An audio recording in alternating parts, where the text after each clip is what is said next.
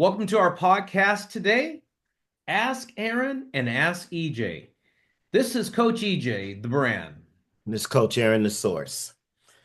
AJ, it's a dreary day out there. What happened to this weather, man? It's kind of changed on us, but Right? Are we in Seattle? exactly. Well, I don't Oh, know. Good, maybe it's good podcast weather because otherwise I'd be out cutting the grass, and I still will after we're done. So it doesn't matter. it don't matter. Yeah. But today's topic, are you chasing performance or development? Yes, I sir. think it's a Yes, sir. timely and appropriate subject, and maybe some people don't know what they're chasing. But that's one of the things that we always talk about.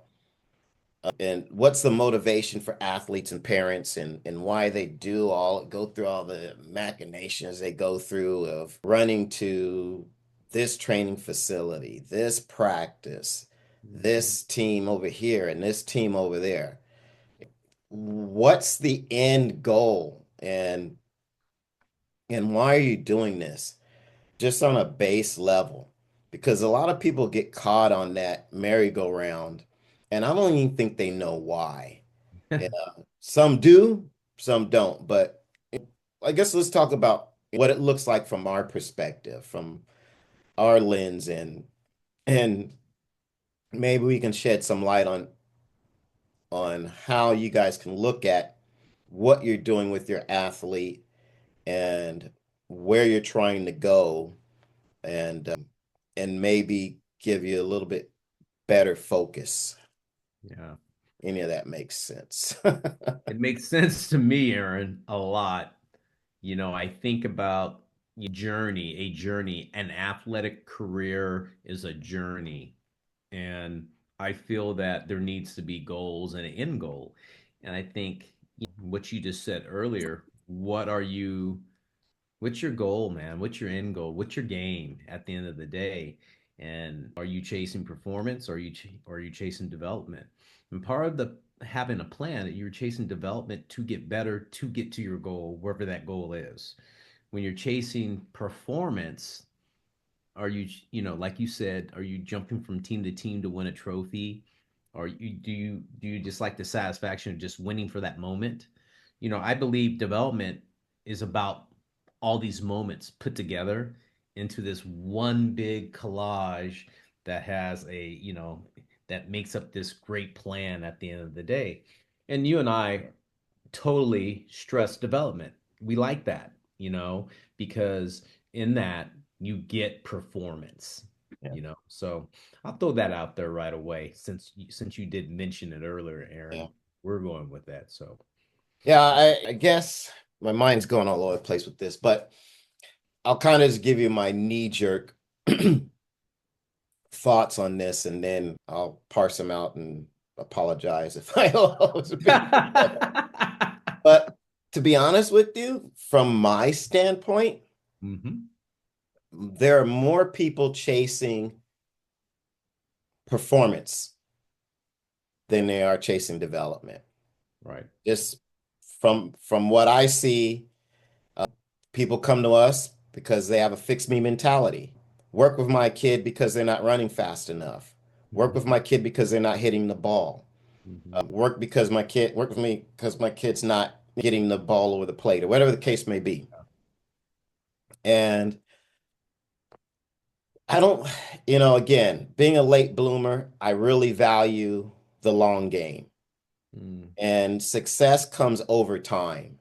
And I think to maybe use another term, people aren't chasing performance, they're chasing success. And mm. they want the kid who's hitting home runs and stealing bases and winning races.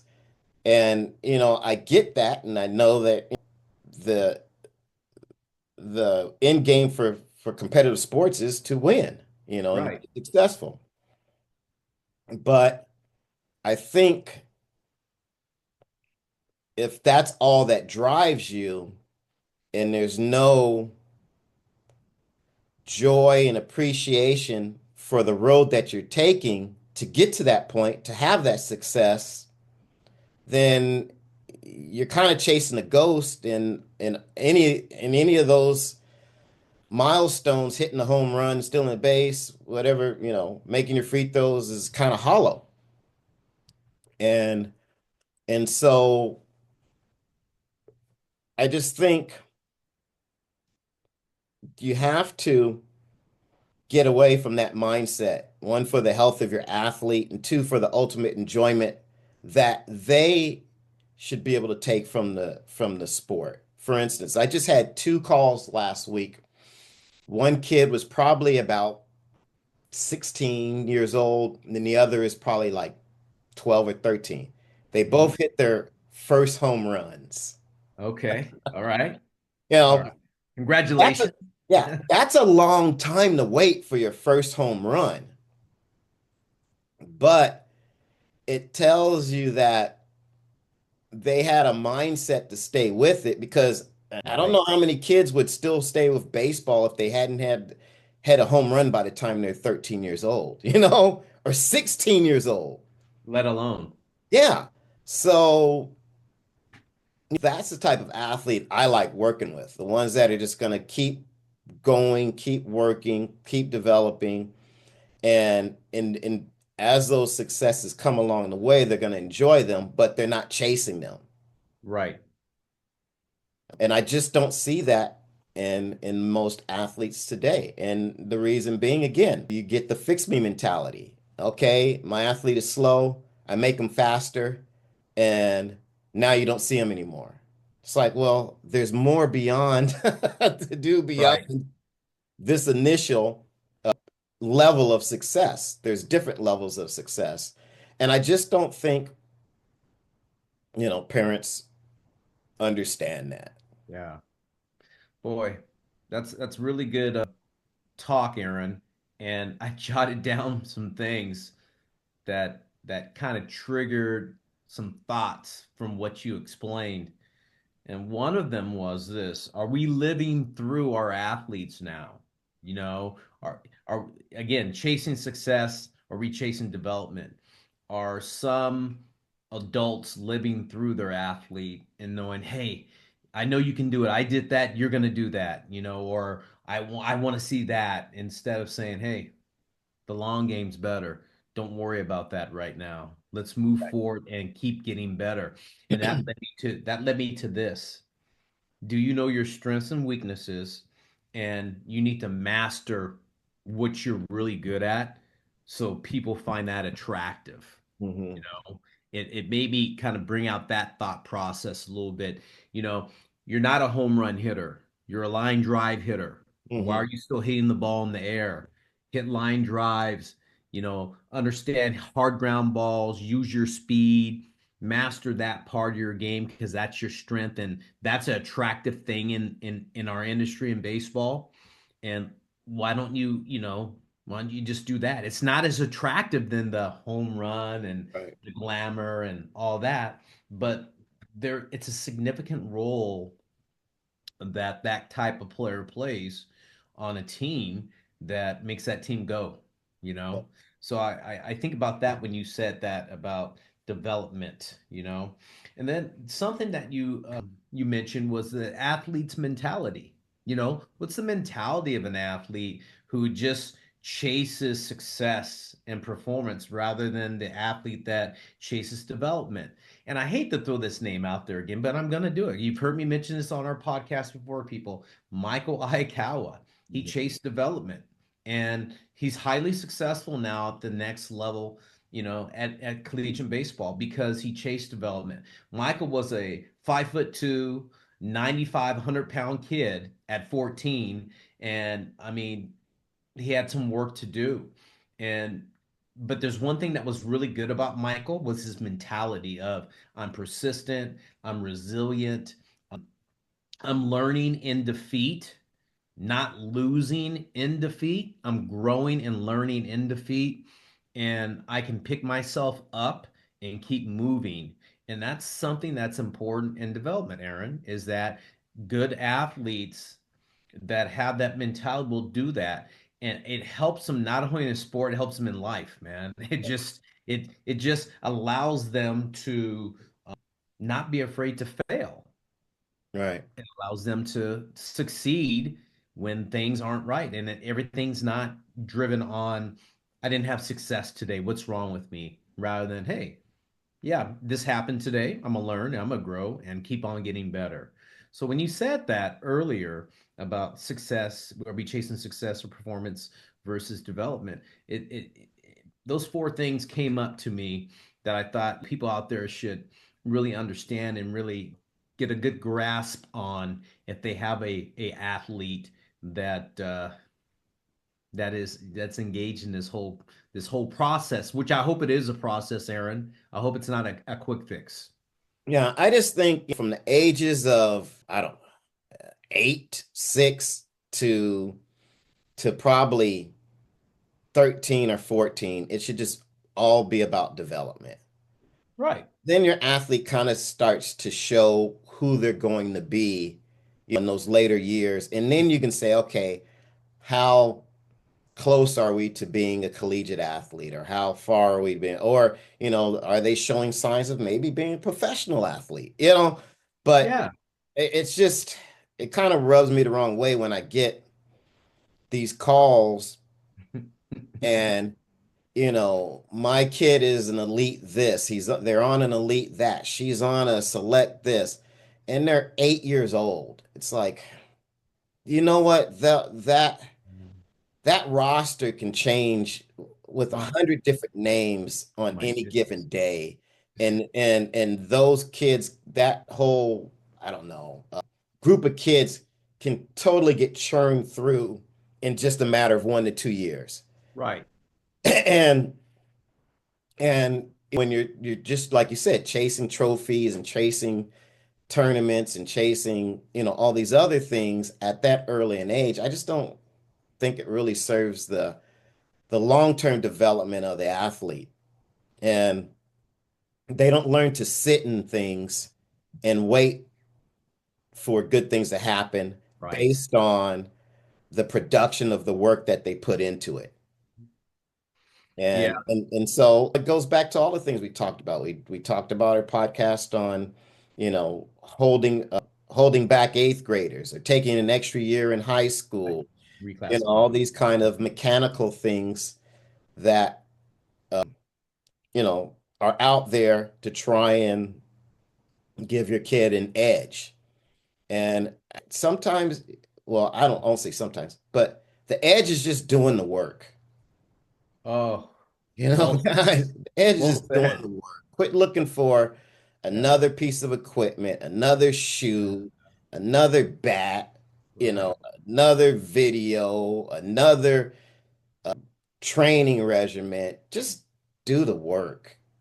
I mean, I just always seem to be coming Yeah. back to that now. I don't, maybe that's my new mantra for this year. No. Because all of this other stuff is just fluff and magic beans and, marketing, and you're just chasing your tail a lot of time. And I just don't, I just can't see a parent bringing a kid to someone like me with the hopes of making them the best 9-year-old out there.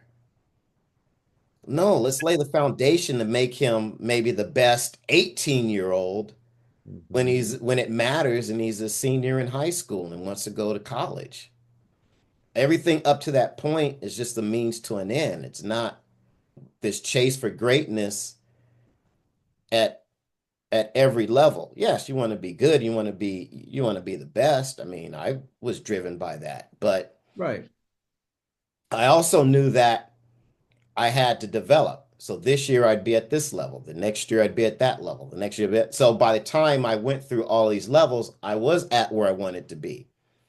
But to define every year based on, did I lead my team in home runs or Mhm. races won, and Right. all of Exactly. that just doesn't really seem to matter, you guys, because there's a kid out there who's probably riding a skateboard or a scooter right now, and they're going to decide to pick up a ball or pick up a bat or put on some spikes, and they're going to take your kid's lunch, who's been training and doing all these other things for since they were 6 years old, you know, and there's nothing you can do about it because that's sports. That's sports. Ooh. And your kid can have the a great skill set, but if he's not athletic or she's not athletic, you know who the coach is going to pick? They're going to pick the most athletic. If you guys watch the NFL draft, I didn't really watch it. For some reason, my wife was watching it. I don't watch it, but I noticed as I glanced at the screen, there's an athletic score rating on all the players. Yes. 89, 90, 92. They are not just rating them as football players, they're rating them as athletes. Why? Because you can teach an athlete skills. Right.